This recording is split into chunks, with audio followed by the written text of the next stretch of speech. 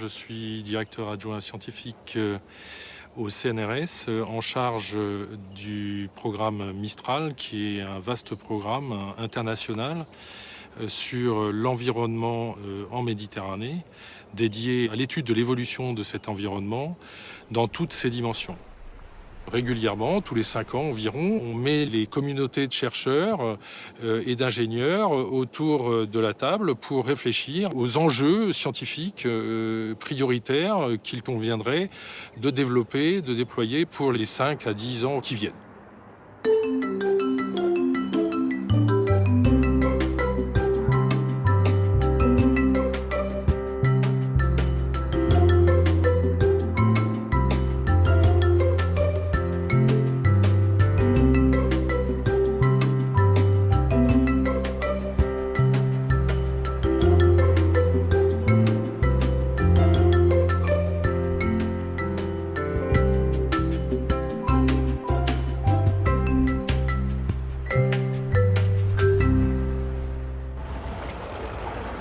Je suis Éric Amonou, je suis ingénieur de recherche au laboratoire des sciences du climat et de l'environnement, au CNRS, et je suis chef de projet de Charmex, qui cherche à faire un état des lieux, un inventaire de ce qu'on peut trouver dans l'atmosphère en Méditerranée. Alors, la raison pour laquelle on veut faire cet état des lieux, c'est parce que c'est peu connu, mais la Méditerranée est un environnement qui est riche en pollution atmosphérique. La Méditerranée est un peu à la confluence de tout un tas de déversoirs naturels que sont les vallées des grands fleuves. Par exemple, la vallée du Rhône nous apporte régulièrement en Méditerranée tout un tas de pollutions qui sont produites sur des régions industrielles, de la région de Fosberg ou de la région de Barcelone ou bien de la région de la vallée du Pô, de l'Italie, qui est aussi une région très industrialisée. Mais on a aussi des déversoirs naturels qui viennent par exemple d'Afrique. On a les vents qui nous ramènent des poussières minérales du désert africain. Et tout ça se retrouve dans une espèce de creuset chimique qui est la Méditerranée, parce que d'abord elle est entourée de montagnes, ce qui fait qu'on a une accumulation à cet endroit-là de ces pollutions, et puis l'énergie qui est fournie par le soleil et les faibles pluies qui ne lessivent pas l'atmosphère. Donc on a ici vraiment un petit laboratoire qui est très intéressant, puisque les simulations montrent que le climat européen, pour une grande partie de l'Europe, pourrait acquérir certaines caractéristiques du climat méditerranéen actuel. Notre campagne aujourd'hui, cette année en 2013, s'intéresse à la partie nord-occidentale du bassin, c'est-à-dire de l'Espagne jusqu'à la pointe de l'Italie. Ce qui est stratégique quand on veut caractériser la pollution dans le bassin méditerranéen, c'est d'abord de placer ces sites à des endroits susceptibles d'être affectés par différents types de sources. Charmex mobilise des laboratoires high-tech, des conteneurs instrumentés, des camions instrumentés, des avions instrumentés, des ballons instrumentés, des bateaux instrumentés. Enfin, tous les moyens possibles et imaginables sont déployés au cœur du maquis, au milieu de la mer et dans les airs.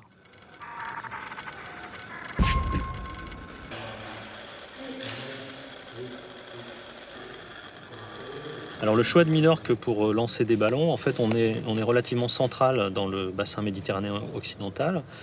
Et on est dans cette première partie de campagne sur une étude des interactions entre les aérosols et le rayonnement solaire, ainsi que la formation des nuages. On s'intéresse notamment aux particules d'aérosols désertiques qui sont transportées depuis l'Afrique, et donc on est dans des transports vers le nord. Et il y avait donc un intérêt à lâcher des ballons qui puissent être repris par les flux de sud et transportés vers le nord du bassin pour avoir des durées de vie le plus longues possible au-dessus de la mer. Et comme il est actuellement un peu difficile de lancer depuis l'Afrique, on a choisi les îles Baléares parce qu'on est bien orienté, bien positionné pour avoir des trajectoires qui remontent vers la Corse, vers la France, voire vers la Sardaigne. Il faut pour lancer des ballons des endroits dégagés, il faut des infrastructures comme des hangars. Et finalement, en règle générale, les aérodromes apportent ces facilités-là.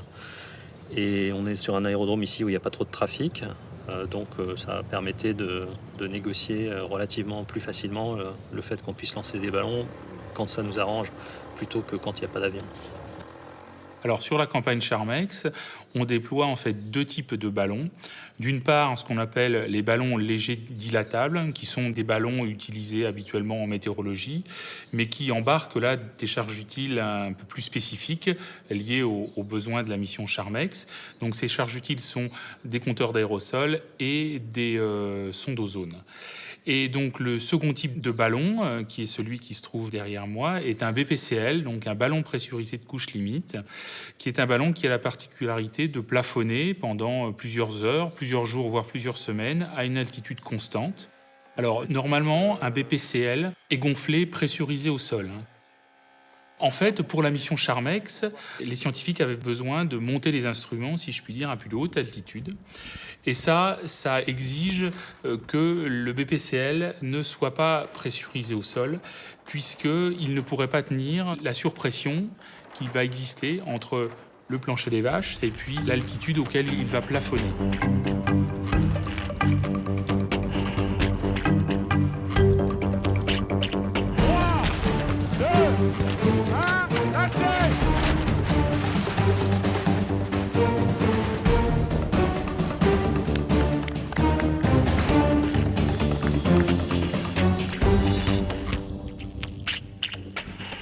En fait, sur les BPCL, ici, on n'a pratiquement rien de suspendu. On a des nacelles qui sont intimement associées à l'enveloppe.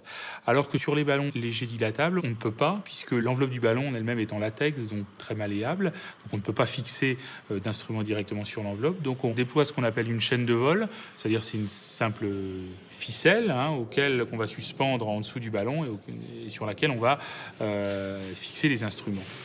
Et donc, ces ballons légers dilatables montent régulièrement, c'est-à-dire que ce sont des ballons qui ne plafonnent pas, et ils montent jusqu'à atteindre la limite d'élasticité de l'enveloppe, puisque par diminution de la pression, l'enveloppe va grossir au fur et à mesure du temps, jusqu'à éclater. Et au moment de l'éclatement, bien sûr, les instruments ne sont plus sustentés. Et donc, pour éviter de faire redescendre 2 kilos d'instruments à très grande vitesse en chute libre, comme ça, on va rajouter naturellement un parachute.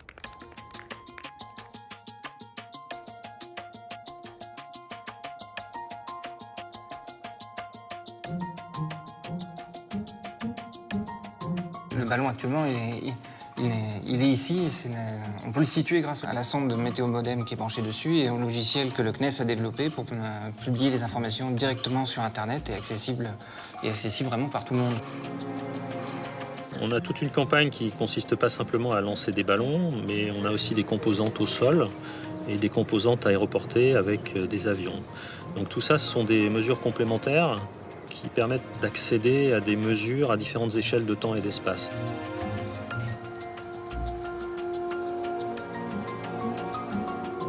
Ce que vous avez là, c'est ce qu'on accroche sous les ballons sondes.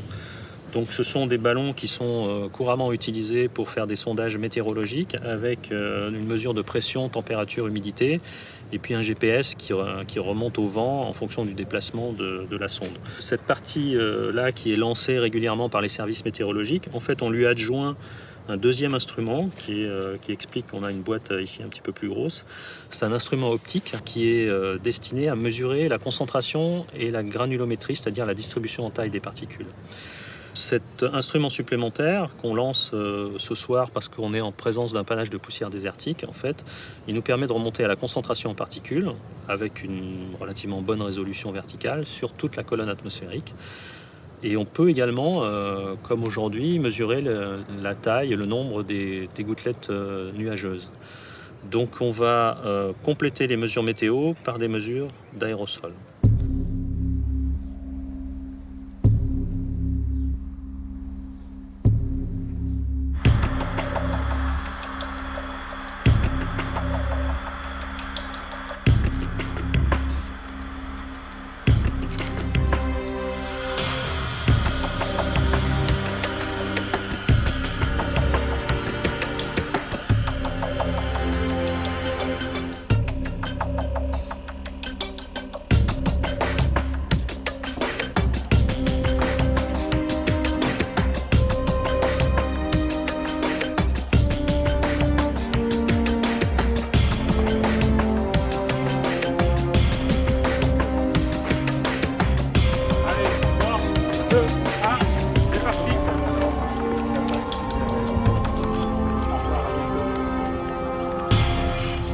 l'instant, c'est bon.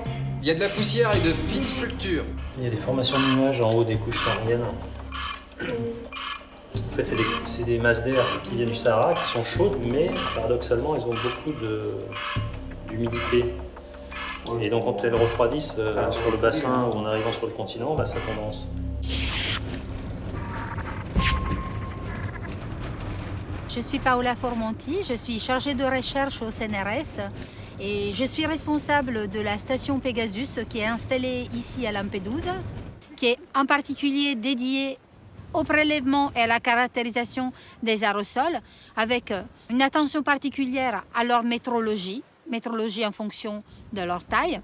Et on est venu ici parce que le site de Lampedusa héberge depuis une vingtaine d'années une station permanente, c'est la station de l'ENEA, qui est dédiée à l'étude des gaz à effet de serre et aussi aux mesures de rayonnement, donc des mesures directes de l'impact de l'aérosol sur le climat terrestre. Les particules sont invisibles, elles sont toutes petites. Leur domaine de taille s'étend de quelques nanomètres jusqu'à plusieurs micromètres.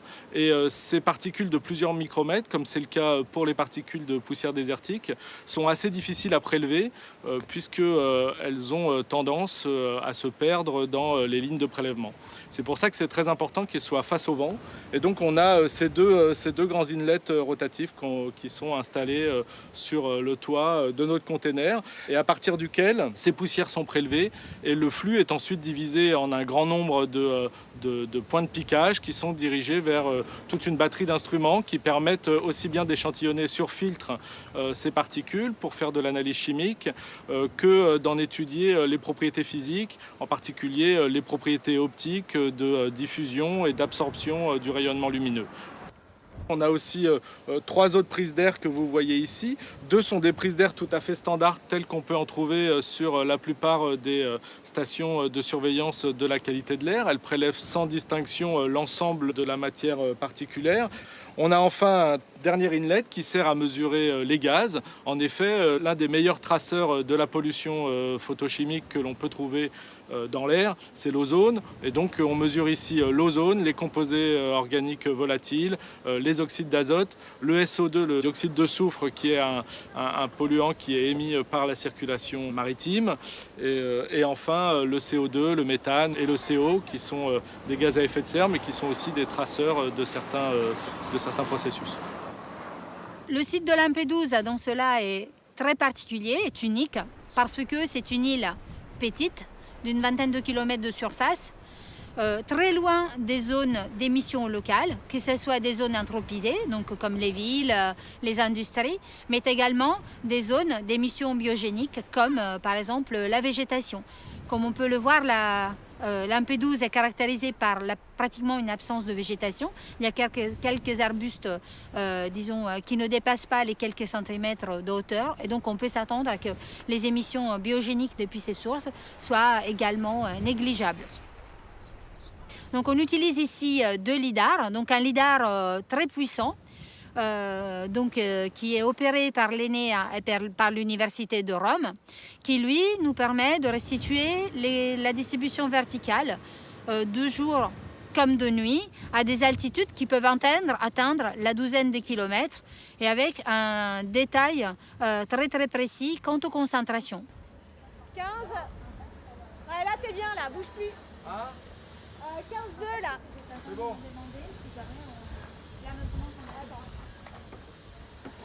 Parce que là, les concentrations aujourd'hui sont quand même assez fortes. Je pense que 12 heures de prélèvement, ça devrait suffire.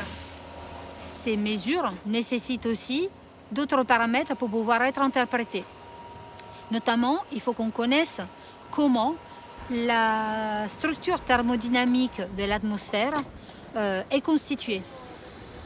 Par exemple, aujourd'hui, en prévision du vol qui aura lieu demain pour documenter la présence de poussière désertique, mais également de couches de biomasse d'origine très lointaine, on a effectué un lâcher de ballon pour voir si, effectivement, la structure de la vitesse et de la direction du vent, ainsi que de la température et de l'humidité relative, permettait de supporter l'hypothèse quant à l'origine de ces couches qu'on a observées au lidar. dai che va, andiamo a vedere.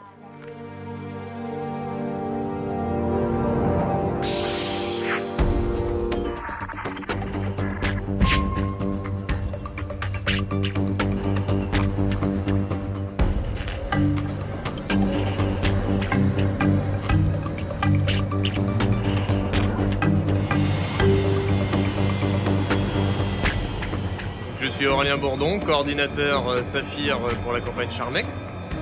Donc Saphir en fait gère 2 avions de recherche qui sont largement impliqués dans la campagne aéroportée. Donc un ATR-42 et un Falcon 20. Saphir donc produit et opère les 2 avions, donc à la fois en termes de pilotage, également en termes de rendu de données de base. Chaque matin, il y a un briefing à 8h30 regroupant les différents sites Charmex et une décision collégiale est prise pour confirmer ou infirmer le vol prévu du jour et préparer les vols des jours suivants. Ici, à 12h01, 12h11, on sera ici. Ça nous laisse le temps d'ajuster la vitesse pour être au rendez-vous.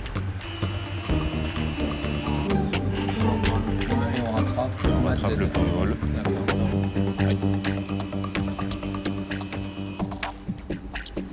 Ici, vous êtes à bord de l'ATR opéré par Saphir.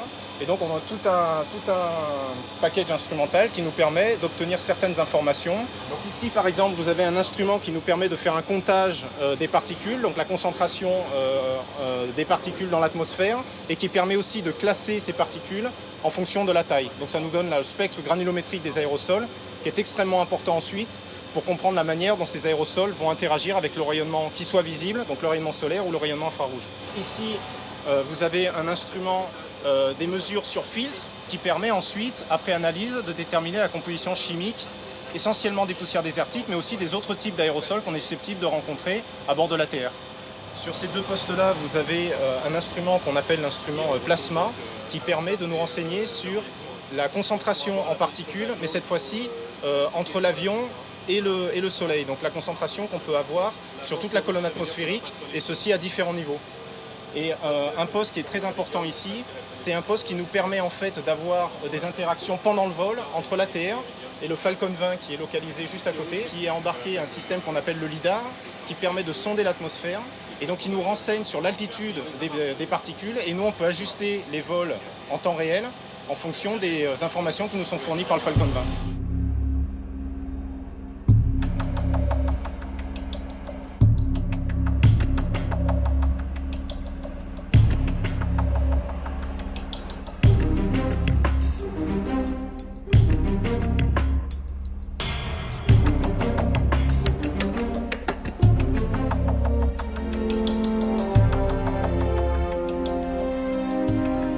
Dans l'avion, on a plusieurs instruments, donc des mesures radiométriques qui sont à l'avant, dont la baie est à l'arrière, et puis mesures télédétection actives par sondage laser, qui occupe la place ici avec l'instrument, et la baie ici permet de visualiser tous les signaux mesurés.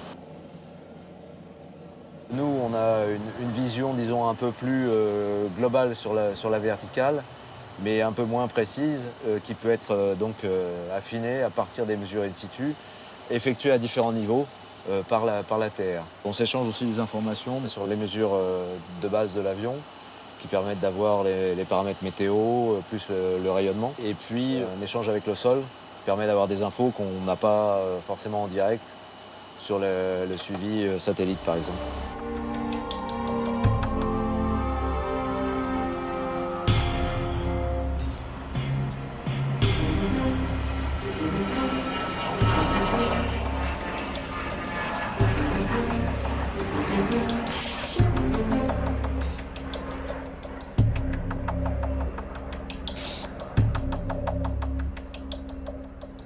Ça se développe là entre le sommet de la couche de poussière là, qui sort de l'Algérie, la Tunisie. Là. Ouais, ils sont dans les nuages. La TR est encore au-dessus d'un Penusa, là.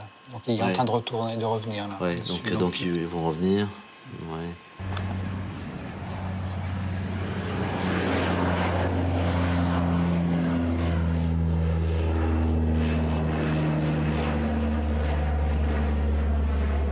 ils ont fait un sondage sur Lampedusa, là.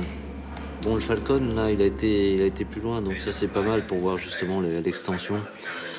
Et il a recoupé la trace satellite de Calypso sur l'Italie, donc on aura vraiment une vue assez complète de ce qui se passe dans toute cette partie ouest, là.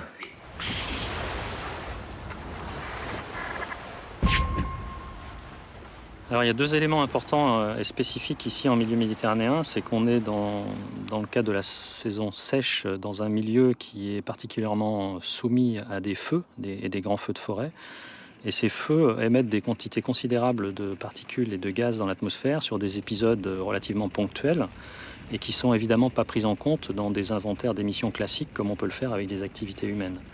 Et ça amène les modèles de prévision de pollution finalement à négliger une composante qui peut ponctuellement sur quelques jours, voire quelques semaines, apporter des quantités de pollution considérables supplémentaires.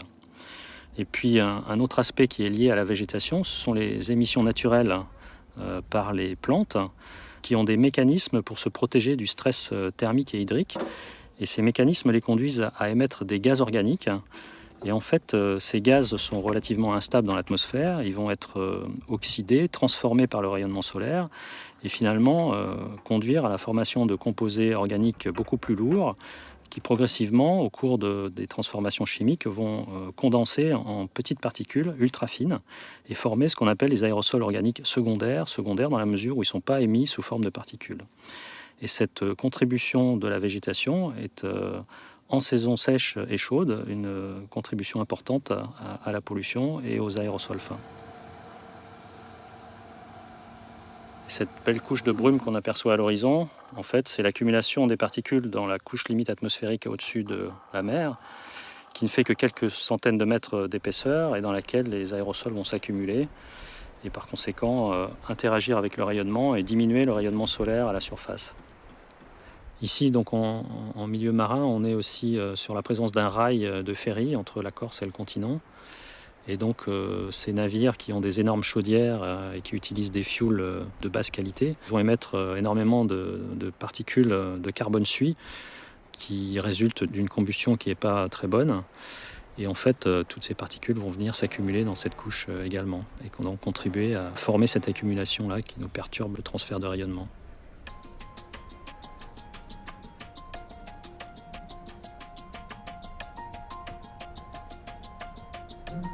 On se situe ici sur une station de bruit de fond, donc peu impactée par les émissions locales de pollution. Et on mesure finalement un bruit de fond de pollution en Méditerranée, à cette croisée des pollutions d'Europe et des émissions d'Afrique. Alors là, on a essentiellement des équipes françaises. On a également une équipe d'Irlande, une équipe d'une dizaine de laboratoires français, donc du CNRS, de Météo France, du CEA, des mines de Douai, des universités qui finalement ici se mettent sur cette station-là pour documenter la chimie atmosphérique dans son ensemble.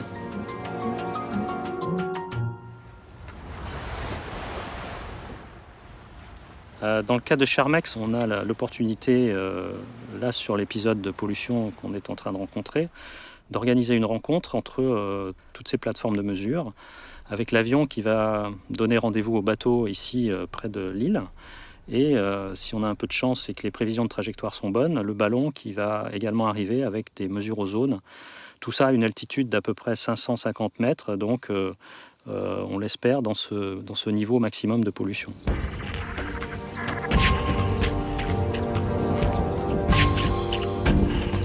Good morning everybody. This is our day 11 in the Charmex campaign.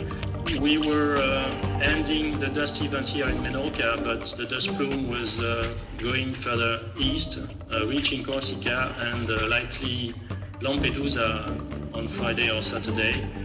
And the models predicted maximum aerosol optical thickness over Lampedusa during Saturday. I think this is an opportunity to have a balloon drifting from Menorca to Corsica and also to have a full daily cycle. So it might be interesting to have an ozone balloon. And I think the interest may be even greater if the aircraft has a chance to meet the balloon.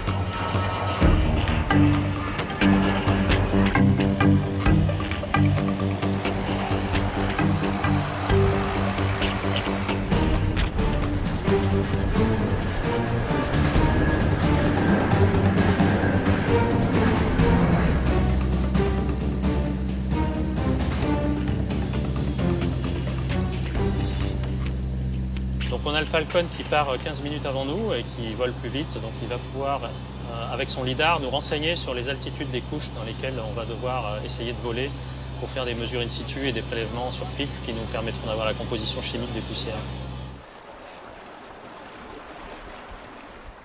Là, on a un bateau très spécial qui nous permet de faire des mesures en mer des polluants chimiques, aérosols ou gaz. C'est un bateau spécial parce qu'il est... D'abord, c'est un voilier et c'est un voilier électrique, donc qui n'émet pas de polluants. Son électricité est produite avec une pile à combustible et donc ça nous permet de ne mesurer que les polluants transportés au-dessus des mers et pas les polluants que l'on produit nous-mêmes. Le bateau Zéro CO2 se trouve là. Voilà, et on a rendez-vous ici avec l'avion.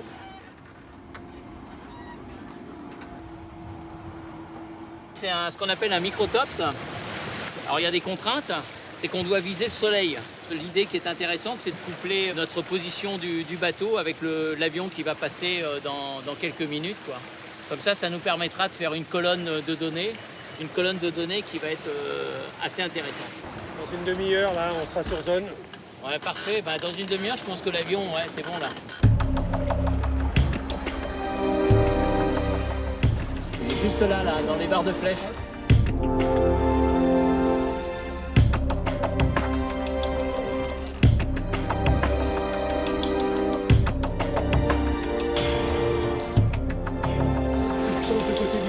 Il est de l'autre côté du bateau là. Ah ouais, il revient là. Il passe beaucoup plus Ouais, il bas. va passer à ras. À mon avis, il passe à ras le bateau. Ah, il est sympa. Ne loupe pas. On va bien. Il va passer au-dessus de nous là. Oh là là, c'est cool.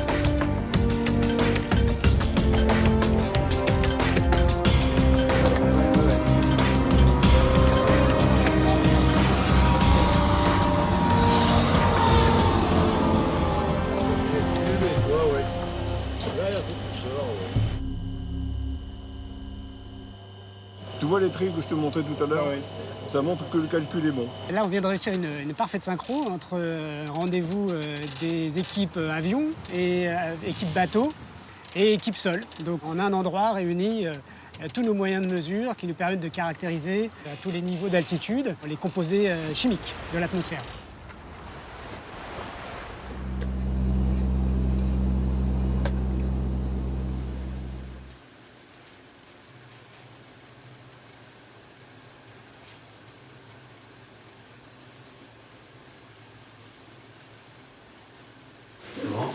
J'ai connu des vols plus tranquilles. Ouais. On a fait des mesures, là c'est en redescendant, donc plutôt en repassant sur la Corse et rentrant là sur la Sardaigne. Et donc il y a cette couche là qui avait été vue à Minorque là, entre 3,5, 5,5, chose comme ça, mais plutôt plus dense entre 4,5 et 5,5. Et puis qui se dédouble un peu au nord. Mais enfin bon, donc ça a dû être échantillonné normalement par le ballon. Et en tout cas, bon, la terre volait un peu par là, ce niveau vers 4 km. Donc là, vous avez fait des filtres, Marc? On a fait des filtres sur ce profil-là.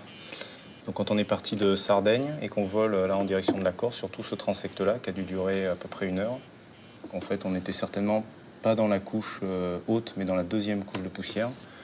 Et ensuite, on a fait un profil descendant jusqu'à la surface. où on voit bien qu'on est repassé dans la couche de poussière. Et puis là, certainement dans les basses couches, on doit avoir des aérosols marins ou des extinctions un peu plus fortes. Et oui, là, il y a des petits trucs marrants là, qu'on avait vu sur la Sardaigne. C'est peut-être des feux locaux. Ça se pourrait. Ça va être un bon épisode, ça. Hein. On aura l'ensemble depuis la sortie, le passage sur les Baléares, la Corse, Lampedusa, avec des ballons qui auront volé là-dedans, les sondages LOAC, ça va être super. Au final, on a pu mesurer tous les types de pollution attendus, la pollution d'origine naturelle et celle liée aux activités humaines. On a pu notamment remonter aux sources de cette pollution et on a identifié, chose assez extraordinaire, un panache de pollution provenant des feux de forêt canadiens de cet été. On a confirmé aussi la présence de très grosses particules minérales loin des sources sahariennes, alors même que l'on pensait jusque-là que seules les plus petites pouvaient être transportées sur des milliers de kilomètres. On a mis en évidence que les plus petites particules étaient principalement d'origine organique et donc liées aux émissions gazeuses des activités humaines et dans une moindre mesure de la végétation. On a mesuré qu'au cœur de la ville de Bastia, 2/3 des particules fines étaient importées et non produites sur place. La campagne d'été 2013 de Charmex a donc confirmé que la Méditerranée était bien un réceptacle des pollutions produites ailleurs, et notamment dans les grandes villes européennes. Notre campagne d'été 2013 fait partie d'un effort de suivi de long terme des interactions entre la chimie atmosphérique, le climat et la qualité de l'air.